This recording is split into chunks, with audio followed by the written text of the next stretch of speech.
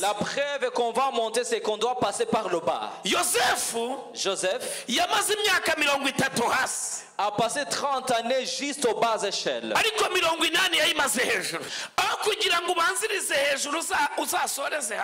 Au lieu de commencer par le haut et finir en bas,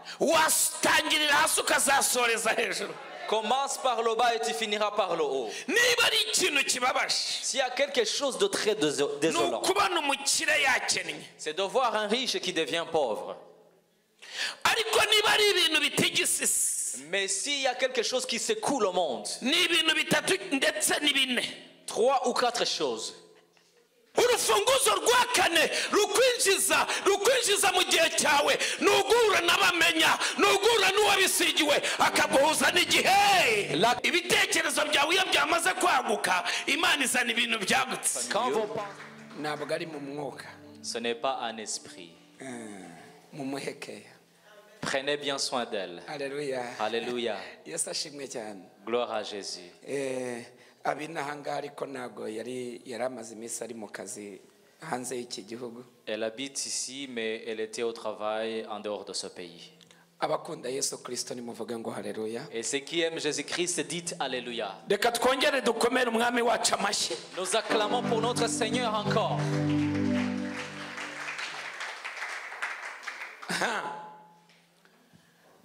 Tugiye kwinjira rero mu byanditswe. Nous allons entrer dans les saintes écritures. Et les œuvres de Dieu vont se faire ici dans le nom de Jésus. Nous lisons la parole de Dieu dans le livre d'Ecclésiaste. Notre thème étant toujours entre dans votre saison ou dans votre temps. Ecclésiaste chapitre 3.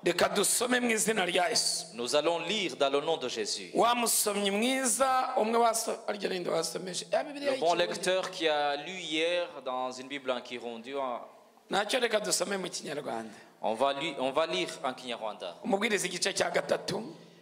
Ecclésiaste chapitre 3. Du premier verset. Amen. Dusome ijambo ry'Imana. Umubwiriza igice cya gatatu. Imana igenera ikintu cyose igihe cyacyo. Imana igenera ikintu cyose igihe cyacyo. Dieu prévoit du temps pour chaque chose. Ikintu cyose kigenerwa igihe cyacyo. N'icyagambiriwe munsi y'ijuru cyose gifite umwanya wacyo. Hari igihe cyo kuvuka n'igihe cyo gupfa. Yego. Igihe cyo gutera n'igihe cyo kurandura ibikuri. Igihe cyo kwica n'igihe cyo gukiza. Igihe cyo gusenya n'igihe cyo kubaka. Igihe cyo kurira n'igihe cyo guseka. Igihe cyo kuboroga n'igihe cyo kubyina. Igihe cyo kujugunya amabuye n'igihe cyo kuyarunda. Igihe cyo guhoberana n'igihe cyo kwirinda guhoberana. Igihe cyo gushaka n'igihe cyo kuzimiza. Igihe cyo kwimana n'igihe cyo gutanga. Igihe cyo kutabura n'igihe cyo kudoda. Igihe cyo guceceka n'igihe cyo kuvuga. Igihe cyo gukunda n'igihe cyo kwanga. Amen. Igihe cy'intambara n'igihe cy'amahoro. Imana iguhe umugisha. Amen. Que Dieu vous bénisse. Nimwakire neza ijambo ry'Imana. Recevez la parole de Dieu. Reka munyemerere shimire Jeanne haguruka usoze iterane. Je voudrais aussi remercier Jeanne. Vous pouvez saluer l'église. Uriya muvandimwe munyemerere mu mushimire. Vous pouvez remercier cette sœur. Yesu ashimwe cyane. Gloire à Jésus. Twege tugabura iby'Imana. Nous donnons de ce qui vient de Dieu. Ariko nawe hari umugabane wundi yafashe muri iki giterane. Mais il y a aussi une autre part qu'elle a prise dans cette conférence. Imana imumugisha. Que Dieu vous bénisse. Reka dukomere Imana amashyi mu izina rya Yesu. Acclamons encore pour Dieu. Amen. Amen. Aha. Mbariza umuntu muri kumwe ngo umaze iminsi mu kihe gihe Demande à celui qui est à côté de toi, dans quel temps ou quel temps avez-vous vécu depuis? Que celui qui a pleuré commence à s'apprêter pour le temps de rire. Et si vous avez vécu dans les déchirures, aujourd'hui vous allez recoudre. La Bible nous a dit que chaque chose dans ce monde a été créé avec un temps. Il y a un temps pour le célibat et un temps pour le mariage. Le temps d'être calomnié et le temps d'être honoré. Le temps de l'ascension et le temps de la descente. Mais remercions Dieu. Vous êtes déjà bas depuis longtemps. Et vous allez monter aujourd'hui. Il y a cette preuve qui démontre que Dieu va vous amener très haut. La première, c'est parce qu'il vous a ramené aussi bas que possible. La preuve qu'on va monter, c'est qu'on doit passer par le bas. Joseph a passé 30 années juste aux bas échelles. Mais 80 années plus tard, il était aussi au sommet. Et Proverbe 10, 22. La Bible nous dit que la bénédiction que Dieu donne amène la richesse et ne s'accompagne point de tristesse. Dites Alléluia.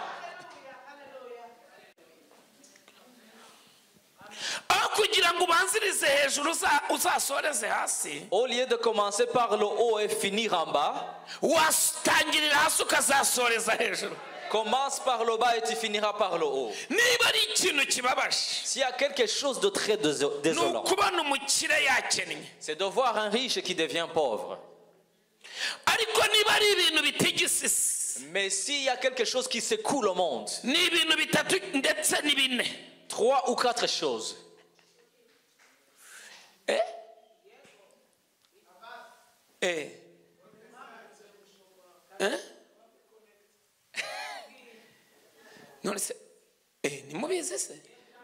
Ne le savez-vous donc pas? Combien? Quelles sont alors ces choses?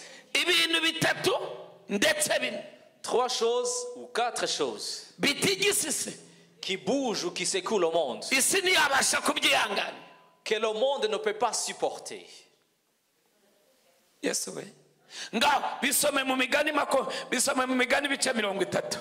Vous pouvez lire cela dans le livre de Proverbes chapitre 30.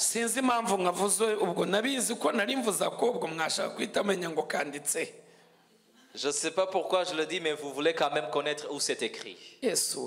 Oh Jésus. Alléluia. Alléluia. Alléluia. Alléluia. Alléluia. 3 ou 4 choses qui bougent le monde. Et le monde ne peut pas même supporter cela. Est-ce que vous voulez le savoir, les connaître?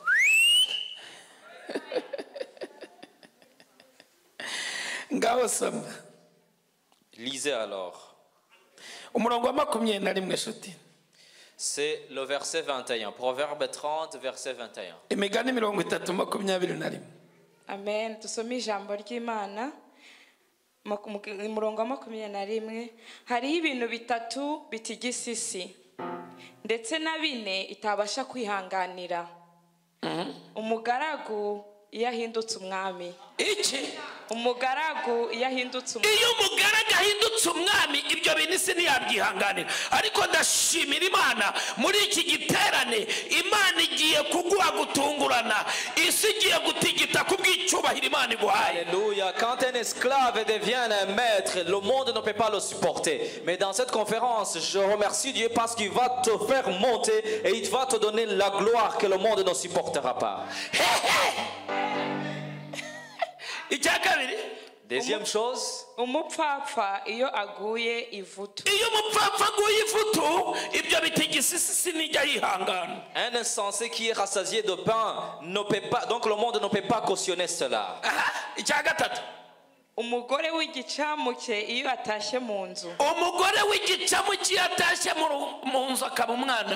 Une femme dédaignée qui se marie, qui rentre dans son foyer, qui devient une belle femme, une bonne femme. Je ne sais pas. Vous voyez ici tout près, je ne sais pas si c'est à Scarbeck où il y a des gens qui sont...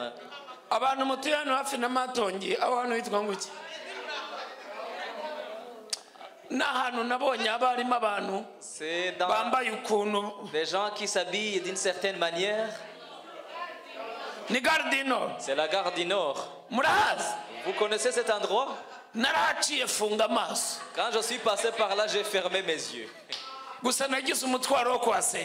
j'ai eu le fardeau de prier pour cet endroit. N'allez pas visiter ces lieux, s'il vous plaît.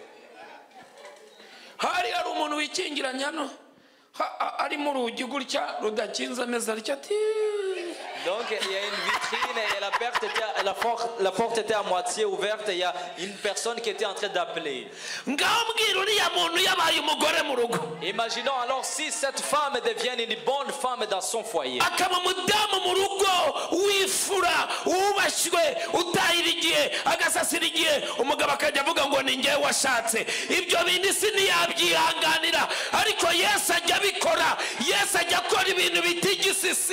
Une bonne femme qui rentre dans son foyer, qui devient digne de son mari, dont son mari se réjouit. Le monde ne peut pas cautionner cela. Mais quand Jésus le fait, tout le monde va en témoigner.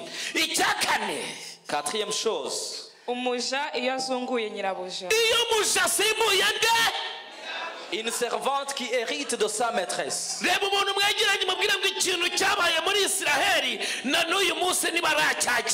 Dites à celui qui est à côté de toi que ce qui s'est passé en Israël jusqu'à aujourd'hui, on ne l'a pas encore accepté. Le berger David a remplacé Saoul sur le trône. Et Israël, jusqu'à aujourd'hui, dit qu'il n'a pas vu un royaume comme celui, la royauté comme celui de David. J'ai essayé de visiter les montagnes d'Israël. Ça fait au moins 315 montagnes que j'ai visitées en Israël. Mais tous les juifs avec lesquels j'ai parlé m'ont dit qu'ils n'avaient jamais vu une royauté comme celle de David. Le premier roi d'Israël s'appelait Saoul. C'était un homme très élancé, très honorable. Il était né de Kish. Mais il n'avait pas compris. Il était allé garder les chameaux et les chevaux alors qu'il était roi.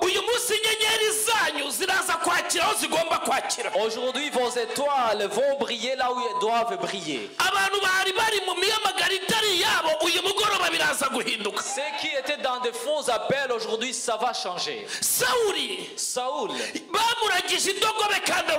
on lui avait confié de garder les chevaux alors qu'il était roi. Mais le jour où il a rencontré le prophète, le prophète aujourd'hui va te faire comprendre ce qui t'appartient. Le jour où il a rencontré le prophète, il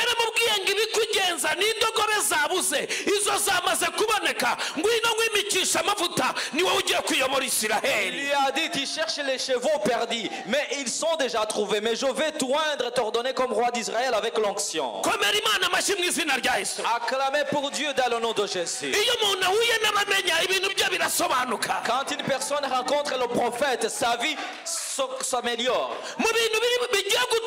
gutungurana n'ugura n'ababisigiwe bakaguha icyerekezo. Ce qui fera la surprise, c'est de rencontrer les gens pour te donner une bonne direction. Komera Imana amashyi mu izina rya Yesu. Acclamons pour Dieu dans le nom de Jésus. Iyo uhuye n'ababisigiwe ugahura n'abamenya aguhuza n'umusozi wawe nibwo ukora ibintu bidasanzwe kandi uri umuntu usanzwe. Quand tu rencontres un oint de Dieu, il te fait rencontrer ta vie, il te fait connaître ta montagne, tu deviens une personne exceptionnelle. Bamenya akwinjiza mu gihe cyawe. Le prophète te fait entrer dans ton séjour, dans ton temps. Bamenya aguhuza n'umusozi wawe. Le prophète te fait rencontrer ta montagne.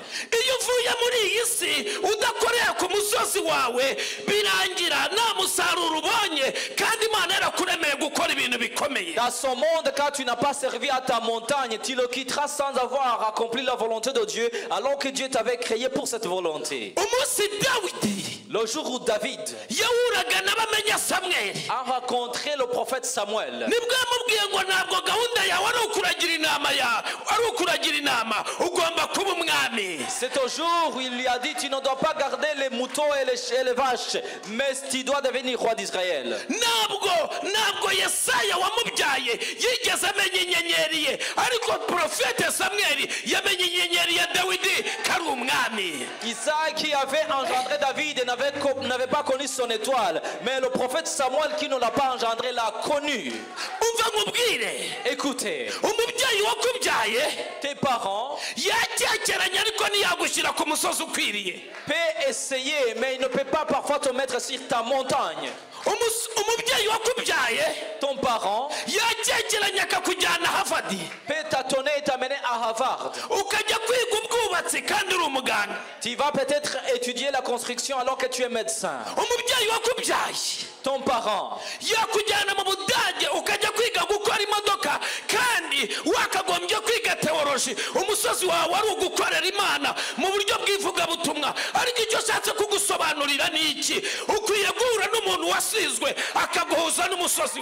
il peut t'amener en Allemagne pour apprendre la mécanique alors que tu devrais apprendre la théologie pour annoncer l'évangile. Ce que je veux dire, que tu dois rencontrer une personne ointe pour t'amener dans ta montagne.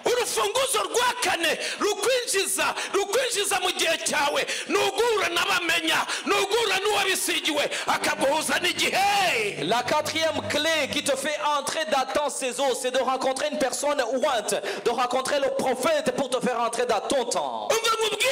Je vous dis, Esaïe avait engendré des enfants.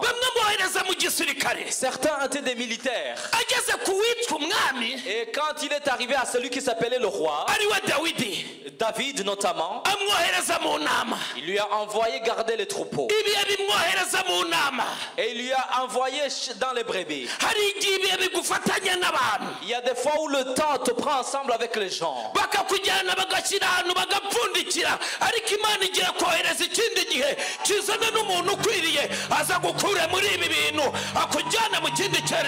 Où les gens t'enferment dans une cave quelque part, mais Dieu amène quelqu'un qui va t'ouvrir le chemin pour t'amener dans un autre temps où tu dois être digne de ce que tu es.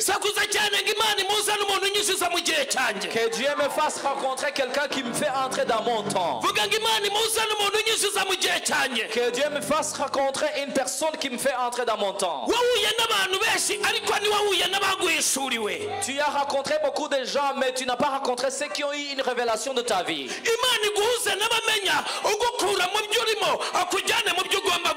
Que Dieu te fasse rencontrer un prophète qui te fait entrer dans ta volonté ou dans la volonté de Dieu.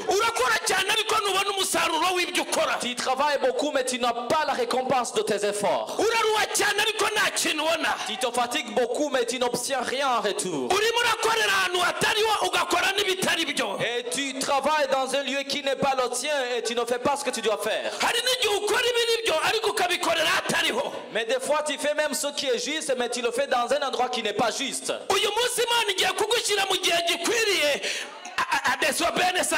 Te faire entrer dans le temps idéal. Tu dois travailler dans un lieu juste et dans le temps qui est juste. Dieu va vous transférer vers vos montagnes.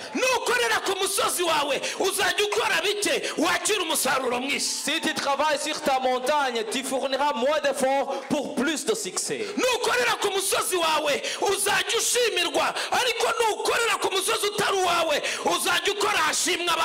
Si tu travailles à la montagne qui est la tienne, tu n'es pas la tienne, tu ne seras pas honoré. Mais si tu es sur ta montagne, tu seras honoré. Nous avons beaucoup de gens qui travaillent beaucoup mais qui ne sont jamais honorés. Ils sont en train de travailler dans un endroit qui n'est pas juste. Seulement sont honorés ceux qui se tiennent sur leur montagne.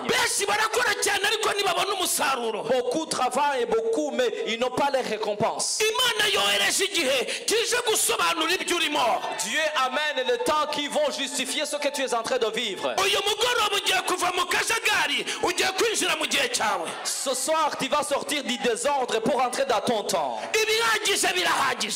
Assez, c'est assez. Ce que tu as vécu est assez. Assez est assez. Ce soir ça finira. Je te donne de nouvelles. Ce soir ça va finir.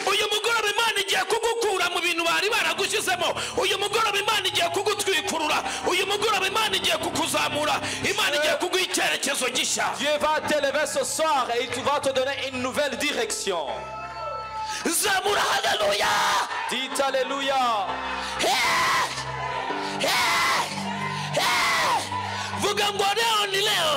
Aujourd'hui c'est aujourd'hui. Aujourd'hui les choses vont changer. Tu dois travailler dans un endroit juste.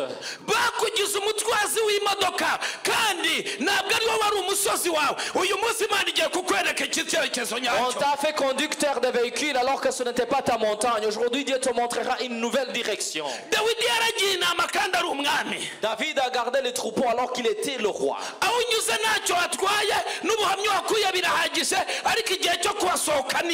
Ton chemin n'est pas un problème, ton endroit n'est pas un problème, et le témoignage que tu as eu n'est pas un problème. C'est le temps de sortir de là où tu es. Acclamez pour Dieu si tu m'entends. Un jour j'ai passé 17 années. Pardon, 19 ans. Et je travaillais dans un lieu qui n'était pas juste. Et je faisais ce qui n'était pas juste pour moi. Et un jour j'ai rencontré un prophète. Et il m'a dit, je te dis, tu travailles beaucoup mais pas de récompense. Parce que tu es dans un faux lieu. Et ce que tu fais n'est pas ce que tu es appelé à faire. Et il m'a montré la direction. Et je ne voyais pas de direction par moi-même. Tu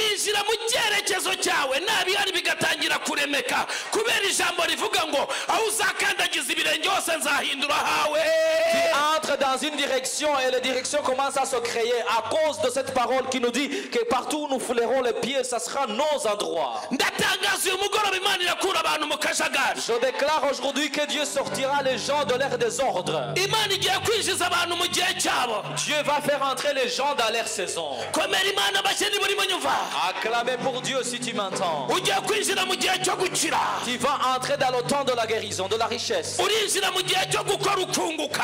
le temps de la réussite dans tes affaires. Dans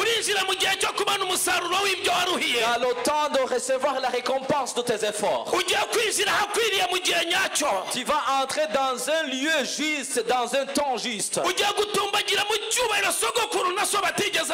Il va t'envoler dans les hauteurs que tes ancêtres n'ont jamais atteints. Aujourd'hui ta vie va s'éclaircir. Tu vas recevoir une nouvelle direction. Tu vas recevoir une nouvelle vie. Élève, alléluia. Touche au moins 3 personnes et dites-leur que les prophètes donnent les directions. Les prophètes donnent les directions. Sawuli waragiraga indogobe, Imana iramubwira ngo ntuzongera kuragira indogobe, ubaye umwami wa Isiraheli kuko ahuye na Samweli. Uyu mugoroba Imana iguhuze n'abamenya guha icyerekezo. Saoul qui gardait les chevaux est devenu le roi parce qu'il a rencontré le prophète Samuel. Qu'aujourd'hui Dieu te fasse rencontrer un prophète qui te donne une nouvelle nouvelle direction. Qui ont besoin des prophètes ici. Si tu es là dans cette assemblée, que Dieu te fasse rencontrer un prophète.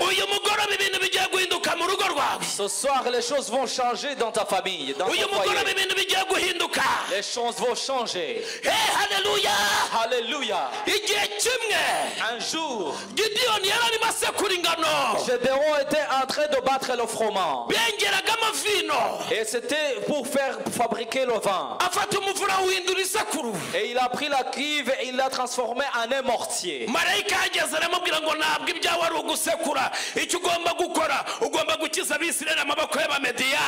Et quand l'ange est venu, il lui a dit, ton travail n'est pas de battre le froment dans le pressoir. Ton travail est de délivrer les Israélites contre les Philistins. Quand les gens rencontrent les prophètes les amènent dans leur direction. Alléluia.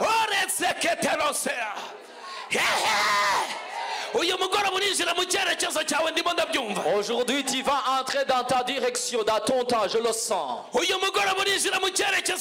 Aujourd'hui tu vas entrer dans ta vraie direction. Élève tes mains, nous glorifions le Seigneur.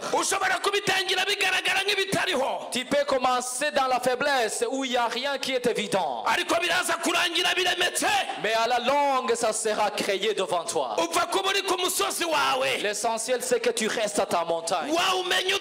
Et comment peux-tu connaître ta montagne? Cette caractéristique. Aujourd'hui, je ne vais pas enseigner. Je vois que vous commencez à écrire. Aujourd'hui, je vais prier pour les gens.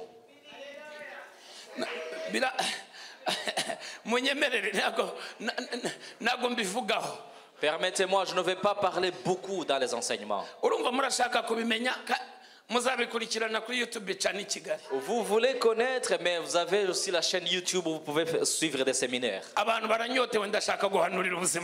Les gens sont assoiffés et je vais prophétiser sur leur vie. Normalement, toutes les paroles que nous prononçons sont des prophéties. Et si je te dis c'est cette chose ou c'est cette clé, tu n'auras même plus besoin de ces prophéties. C'est secret qui peuvent te montrer que tu es dans un endroit juste par rapport à ta vie ou pas. Et là, ça te fait examiner ta vie. 3 jours de conférence ne sont pas suffisants.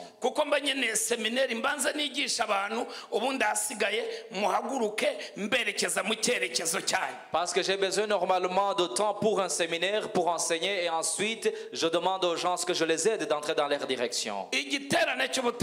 La prochaine conférence, que vous puissiez être prête.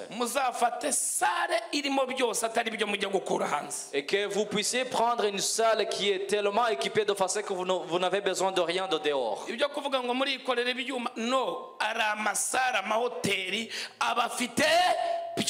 Où vous devez à chaque fois aller transporter les instruments ou le matériel. Non, il y a des salles qui sont tellement équipées de tout. Où tu viens seulement pour monter ici à l'estrade.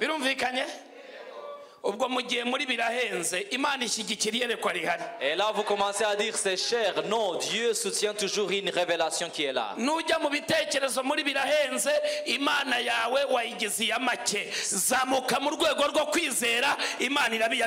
tu commences à penser que c'est cher, là tu es en train de minimiser la grandeur de ton Dieu. Mais monte dans la valeur de ton Dieu.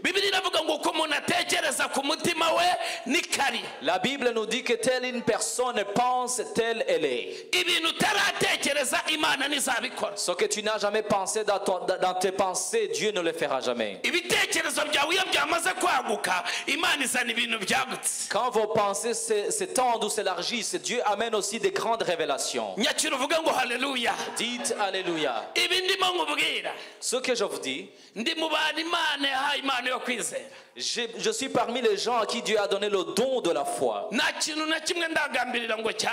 Je ne me suis jamais décidé à faire quelque chose et que ça n'a pas marché. C'est la vérité de l'Éternel. Même quand j'ai la grâce parmi les gens pour lesquels je prie. Et s'ils n'ont pas de désordre quelque part ou de jugement, donc des contraintes en eux, que ce soit une personne qui est tenue dans le principe de la foi, je ne prie pas des fois. Et encore, j'ai eu aussi la grâce. Je ne prophétise pas dans des petites choses. Parce que ma foi est aussi grande. Tel nous sommes, tel nous pensons, tel nous sommes. Dites Alléluia. Telle une personne pense, telle elle est. Je ne prophétise pas les légumes.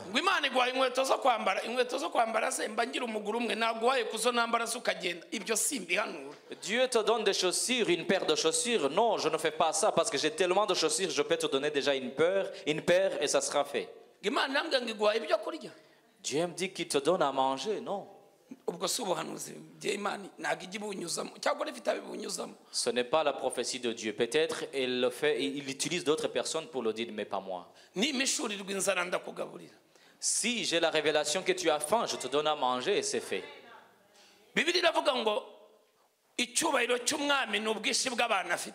L'honneur des rois, c'est le nombre de son peuple. mishuri ufite inzara amagurutsa Evelina akakugaburira cya Filibati cyangwa Dona ibisimba isengera Imana iyo yaguhaye abantu bayaguhaye ibintu ntago ibingibi nirwa mbihanura ndavuga ntihaguruka kugaburira uyu muntu ubwo nibusohoye. Si je découvre que tu as faim, je ne prie pas ou je ne prophétise pas. Je demande à Donna ou autre de te donner à manger parce que Dieu ne fait pas de petites choses comme ça et la prophétie est réalisée. C'est pas possible. Alléluia. Alléluia. Oh mon fils. Je vois un sorcier qui passe la nuit chez toi. Non, je ne dis jamais ça. Un sorcier. Et alors, à quoi servirait Marc 16, 17 à 18? Les signes qui accompagneront ceux qui ont la foi. Ils prendront les serpents. Ils boiront le poison. Mais ils n'auront rien. Ils imposeront les mains sur les malades et les malades guériront.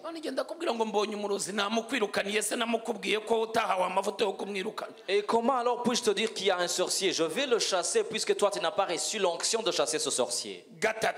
Troisièmement, je ne prophétise jamais la mort. La mort. Ah, je vois la mort. Quand je vois la mort, je prophétise pour toi que tu dois servir Dieu. Exode 23, 25. Et vous servirez l'Éternel votre Dieu.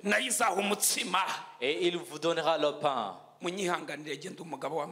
Je suis un homme de principe. Une personne qui enseigne des principes ne prophétise pas dans les émotions.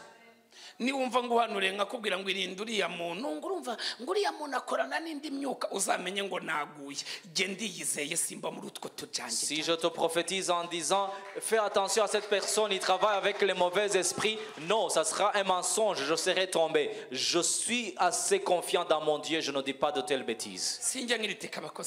Je ne critique pas les hommes et les femmes qui servent Dieu. Mais quand je vois celui qui n'est pas assez confiant, je lui dis tu as un problème là. Alléluia. Alléluia.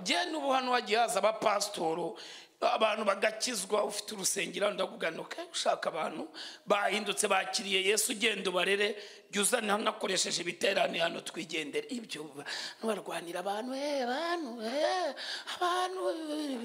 maze na Yesu yarabasize arizamukira. Si une personne ou des pasteurs venaient ici et que beaucoup de gens étaient sauvés, je leur demanderais de les porter dans leurs églises et de continuer à les suivre. Les gens se battent pour les gens, pour les fidèles. Non, non, non. Même Jésus a laissé les gens dans le monde et il est rentré au ciel. Parlons-en un peu. Y a-t-il quelqu'un qui dépasse en nombre l'évangéliste Chris Nikuman? Afi Bujumbura nakaza gakoresha igiterane yarangiza abantu bagakizwa akahita bohereza muri isese n'abandi bakozi b'Imana mwakira abantu gihe cyanzanye nakirangije ariko none ugasanga uriya rero ni wacu iyo kamera nifate ibyo ni bitekerezo biri cheap. Quand l'évangéliste Christ Nikuman vient ici avec des conférences, il a beaucoup de gens et quand les gens sont sauvés, il les envoie dans différentes églises. Mais nous sommes en train de nous battre pour les gens en disant non, faisez attention parce qu'il y a quelque chose qui ne va pas. Dieu nous envoie, Jésus nous envoie transformer les gens. Il ne nous envoie pas à s'approprier des gens. Shaka igicaci kinini genze nza mbwirize bakizwe mbakwihere ubanderere nubashyiremo gusa imyumvire mibi bereke Yesu bayishurire Kristo utwo tujanje tuvemo. Cherche une grande église et invite, moi je viendrai prêcher, enseigner. Et tu vas les élever, les éduquer. Mais ne les inculque pas de mauvaises pensées parce que je ne veux pas de telles bêtises dans le royaume de Dieu. Oh yeah. Non. Jena chachi nyoboye ikigali mba mbabwira nimaze nimujya no kwa runaka mugasanga barubaka mujye mugenda mwubake n'ubwami bw'Imana. Même l'église que je dirige à Kigali, quand je vois les gens qui vont ailleurs pour aider, je leur dis si vous trouvez là où il y a un besoin, servez là-bas parce que c'est le royaume de Dieu aussi. Mais nous avons pris l'église de Christ et nous l'avons transformée en une religion qui n'a pas de sens. Birometero ijana ngo kandi mande hari urusengero rwizera Yesu genda babwira n'abakristo biwacu ndavuga ni mujye muhinira bugufi singombwa kuzana igikuru nuko mukizwa ibyo bintu murimo ni ibintu byo kutaguka mwaguka abantu bamenye Kristo muve muri utwo tuntu. Une personne qui quitte ici pour aller prier dans une église qui se trouve à 100 km d'ici alors que tout prie à d'autres églises. Chez nous je dis aux gens que vous pouvez raccourcir vos voyages parce que partout c'est le royaume, mais étendez vos pensées, vos mentalités. Ntabwo Imana ishobora gusibura ibirere by'ubukire ibirere by'ubutunzi ibirere by'abantu utari waguka. Dieu ne peut pas restaurer l'atmosphère de la richesse, de l'intelligence, de la possession si tu n'as pas aussi changé ta mentalité. Que Dieu t'élargisse dans le nom de Jésus. Que ceux qui aiment Jésus disent Alléluia.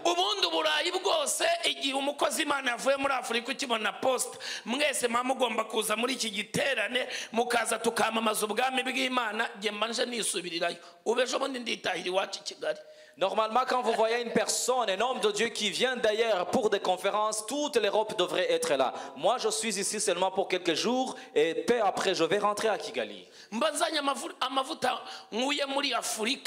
tuba tuje ngo duhindura abantu bakizwe tubagufashe nawe usigara ubakurikirana ejo bundi tuza dukoresha ikindi giterane ubundi twakagombye guhuza icyo bita iki imbaraga.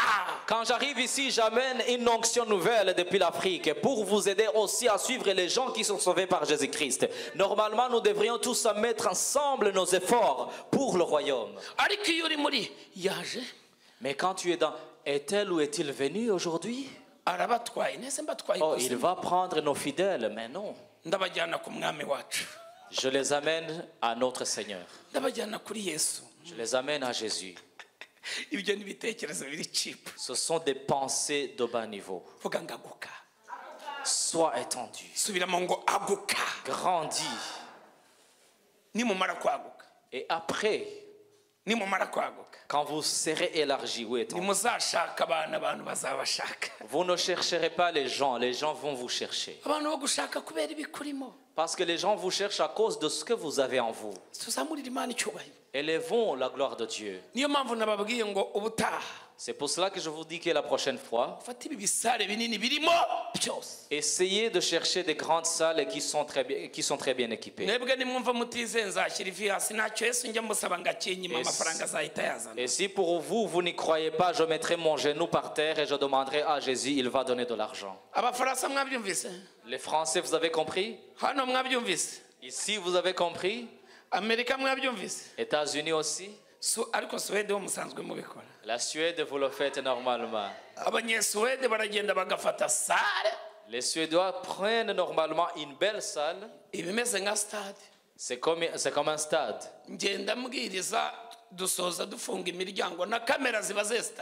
Quand je finis à prêcher, on sort, on ferme les portes, même les caméras sont installées. Donc elles sont arrivées à ça.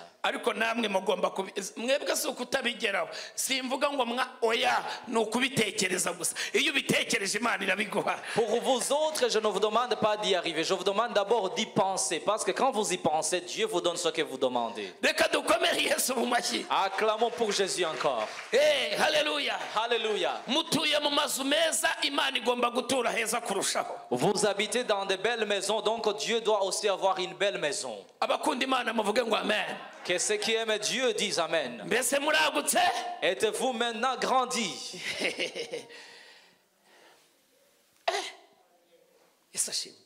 Gloire à Jésus. Gloire à Jésus.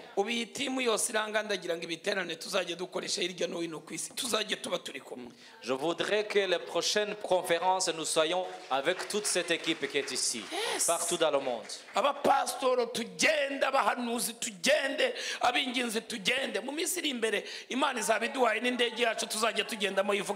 Les pasteurs, les prophètes, les intercesseurs, nous puissions tous aller ensemble. Dieu nous donnera même notre propre avion pour y arriver.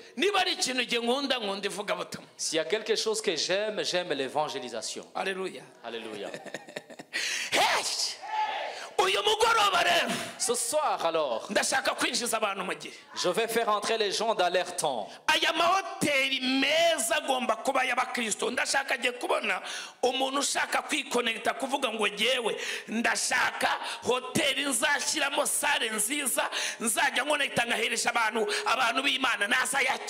Que ces belles hôtels, vous voyez, appartiennent aux chrétiens. Je voudrais avoir une personne qui souhaite avoir un hôtel et dans lequel il va mettre une salle, une belle salle qui accueillera des conférences. Et recevez dans le nom de Jésus. Et recevez dans le nom de Jésus. Recevez l'onction. Recevez.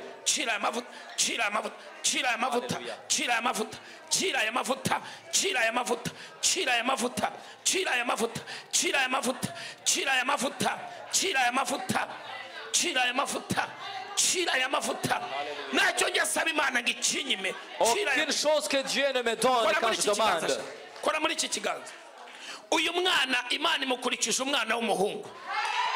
Dieu va mettre après cette fille un enfant garçon. Après elle, ça sera un enfant garçon.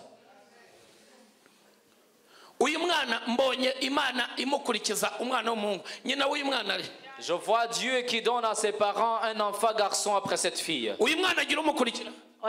Y a-t-il un second pour cet enfant? Non. Donc elle est la seule encore pour le moment. Avez-vous besoin d'un autre enfant? Acclamez pour Dieu dans le nom de Jésus. Élève alléluia si tu m'entends.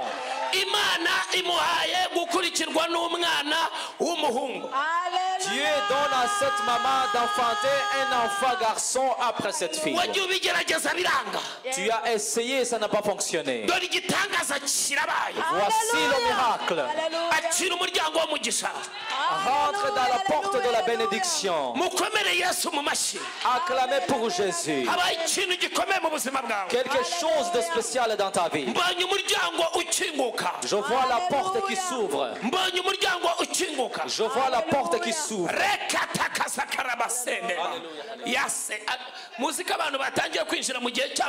Savez-vous que les gens qui ont commencé à entrer dans leur saison, je le sens déjà. Alléluia. Partez. Il y a un parking dans lequel tu mettais une petite voiture. C'est une très petite voiture. On peut juste faire un pas et on finit le contour de la voiture.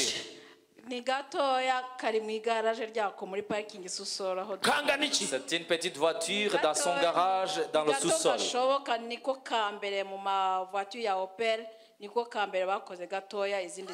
C'est la plus petite voiture de la marque Opel.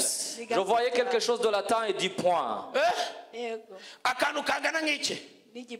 C'est vraiment très petite. Voici le miracle.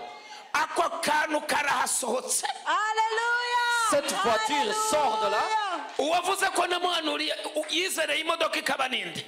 C'est lui qui a dit qu'elle avait cru dans la prophétie de voiture et que ça s'est réalisé, c'est qui? Dieu te donne une jupe. Une jeep. Dieu te donne un jeep. Dieu te donne un jeep. Dieu lui donne une voiture de jeep. Un jour, tu t'es levé et tu partais en France. Et tu as crié et tu as dit, je vais essayer avec cette petite voiture. Arrivé à mi-chemin, la voiture s'est réchauffée trop. Et tu as paniqué. C'est dans quelle année?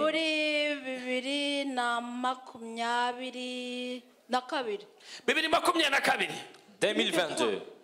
Oui, on était ensemble avec ma fille, avec mon mari. 2023. Acclame pour Jésus si tu m'entends.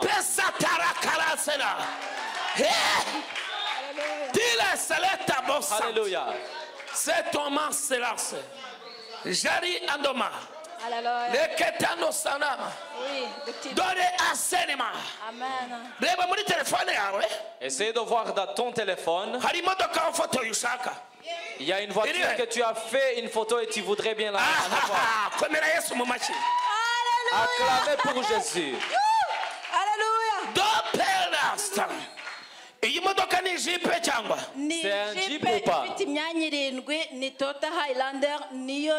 Toyota Highlander 7 places sorti en 2024. Dieu lui donne cette voiture. Acclamez pour Dieu dans le nom de Jésus.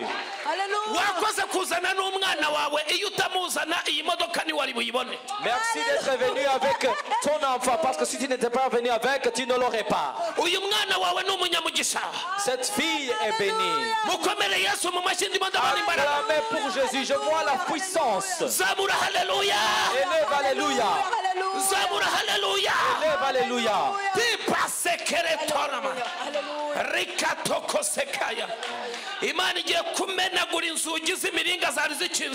Dieu va briser les portes de fer qui étaient fermées ici. Il y a des murs qui seront démolis. Les maladies incurables aujourd'hui seront traitées. Les bras et les mains qui ne travaillaient pas aujourd'hui commenceront à travailler. Les mains qui n'écrivaient pas aujourd'hui commenceront à écrire. Dans la conférence que j'avais au Canada dans le mois de mai, on a amené une dame qui avait souffert d'une paralysie depuis 12 ans. Vous vous rappelez de cette dame? Ce docteur-là qui était à la réception. On a amené cette dame.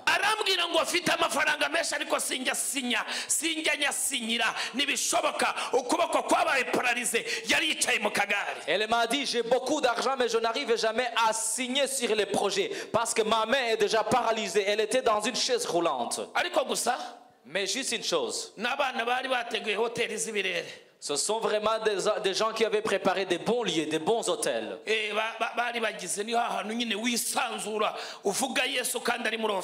C'était vraiment dans un endroit où tu es libre de parler de Jésus alors que c'est dans un office. Ce sont des palais ou des suites présidentielles. L'atmosphère. Est-ce que tu peux être relaxé comme ça et tu manques de prophétiser vraiment? Alors quand le prophète est attristé, acclamez pour Jésus. J'ai touché à cette dame et je lui ai dit ce jour. C'était à quelle heure? Aux environs de 10 heures le matin. On l'a fait même transporter dans l'ascenseur. Au niveau 30. Au niveau 30. J'étais juste en haut, au 30e niveau. On l'a amené. Dieu m'a dit en rentrant à la maison il pourra écrire. Est-ce que c'est réalisé ou pas? À la fin de la conférence, elle pouvait écrire, elle pouvait le répéter plusieurs fois pour confirmer. Et c'était pendant 12 ans qu'elle en souffrait. 2 Chroniques 20, verset 20. La Bible nous dit: croyez en votre Dieu qui vous donnera la longévité. Et croyez-en aussi en ses prophètes et vous verrez son royaume.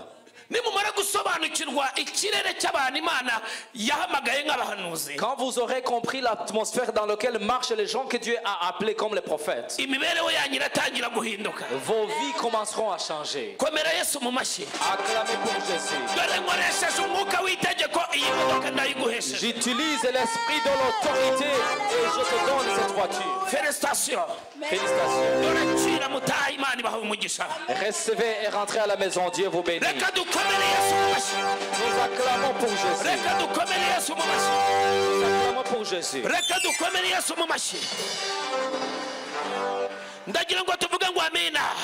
Dites Amen.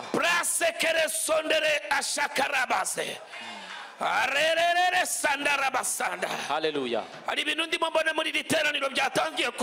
Il y a des choses que je commence à voir qui se passent dans cette assemblée.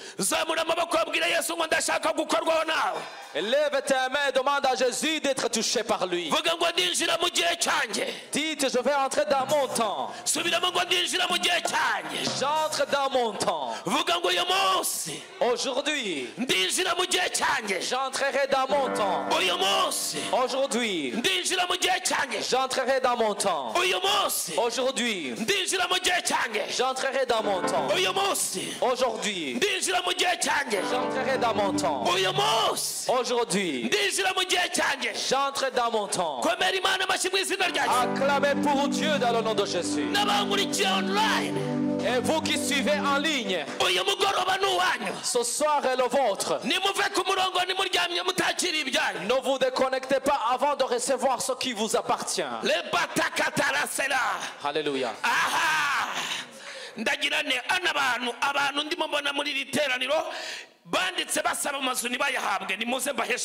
Je vois des gens qui ont écrit pour demander des maisons et qui ne les ont pas reçues. Je voudrais vous donner une nouvelle chance. Faites vite, les gens qui ont écrit pour demander des maisons. Et recevez. Je vous dis, vous allez encore essayer. Vous allez comprendre les atmosphères de l'onction.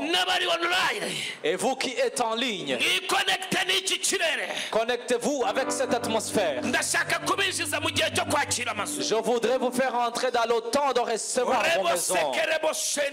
Alléluia. Alléluia. Reçois dans le nom de Jésus. Tu la reçois à la maison. Reçois. Reçois. Reçois.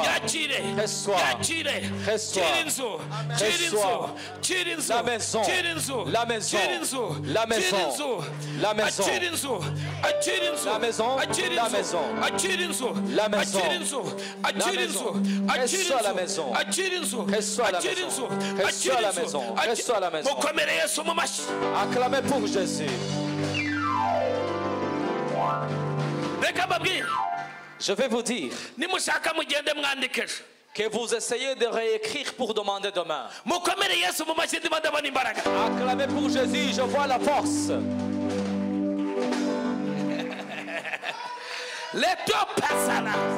Alléluia.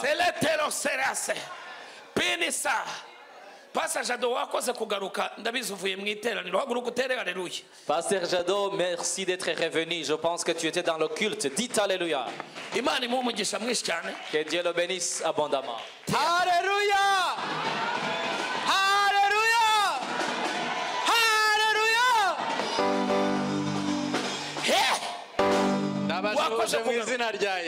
Merci d'être revenu.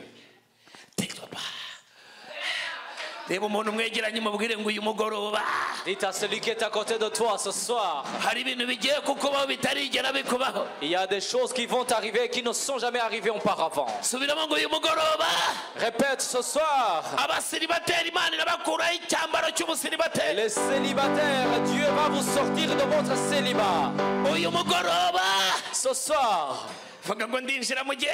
Dites, j'entrerai dans mon temps. Alléluia.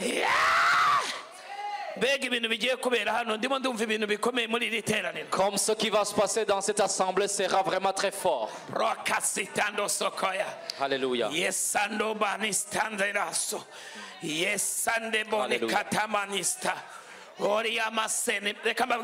Alléluia. Yes. Yes. Jésus.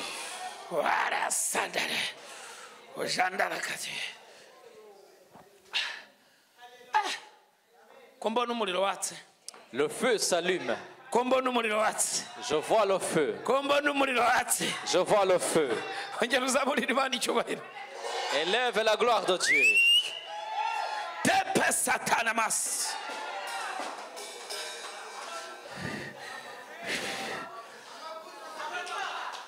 L'onction.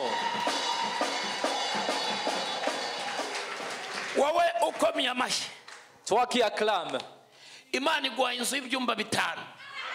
te donne une maison de 5 chambres. Tu as demandé une maison de combien de chambres?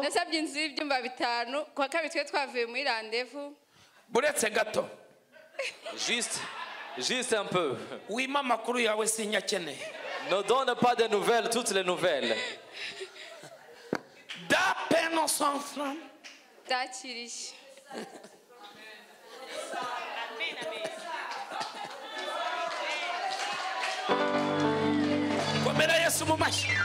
Acclamez pour Jésus.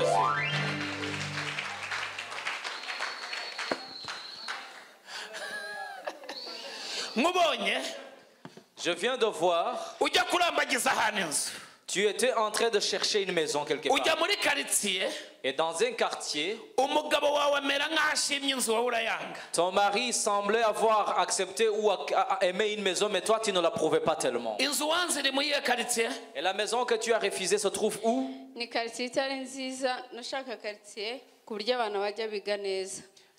C'était pas un bon quartier. Je voulais un quartier qui facilite les enfants d'aller à l'école. Mais où se trouvait cette maison-là?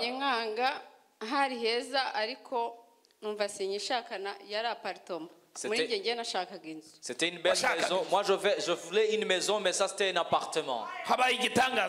Et voici le miracle. Dieu te donne une maison.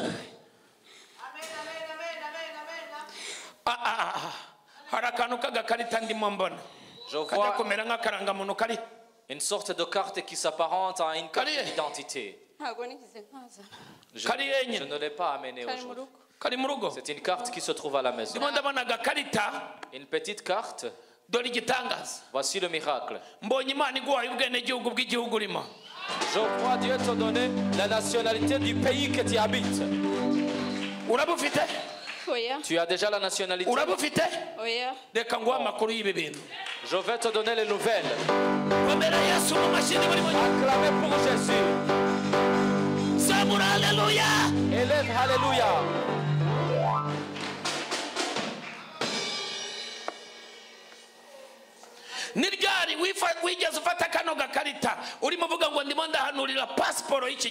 Depuis quand tu avais pris cette petite carte en main pour prophétiser pour le passeport de ce pays?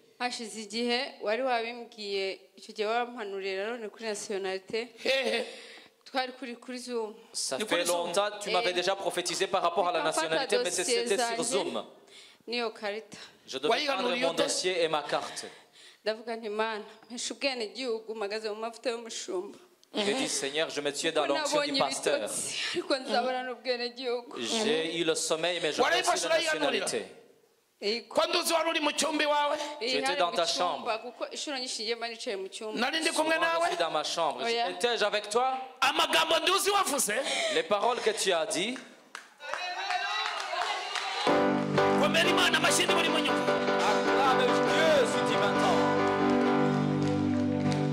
Nimuzamure haleluya niba murimo mu nyumva. Élève alléluia si vous m'entendez. Abantu badukurikira online bakira ibitangaza byinshi kuturusha. Des gens qui sont en ligne, est-ce qu'ils recevront beaucoup plus de miracles que nous? Uyu mudamu aha buretse gato madame. Un peu de temps, madame. Dore igitangaza kibaye. Voici le miracle. Hari telefone urutse kwakira. Y a-t-il un coup d'appel de téléphone que tu as reçu dernièrement? Yari telefone iri mu Rwanda. Un téléphone depuis le Rwanda. Ikubwira ku bintu bijyanye n'imyigire y'umwana. Qui te parlait sur ce qui se passe avec les études de ton enfant. Wayakiriye ryari? Quand? mbere yuko nza mu giterane ndumabwa ko ushaka kuza mu giterane. Bakubwira ngo iki? C'était peu avant la conférence. Je barambwiraga ngo na visite y'umwana uhari kujya kumusura ku ishuri. Numva ndababaye cyane kugira ngo menye amakuru kwa mezi. On me disait qu'il n'y avait pas de visite prévue pour l'enfant et c'était attristant pour moi parce que je ne pouvais pas y aller. Wigeze urota uwo mwana yaje? Un jour tu as rêvé que ton enfant venait te rejoindre. Wabirose ryari? Quand? Hashire nk'ukwezi. À peu près un mois.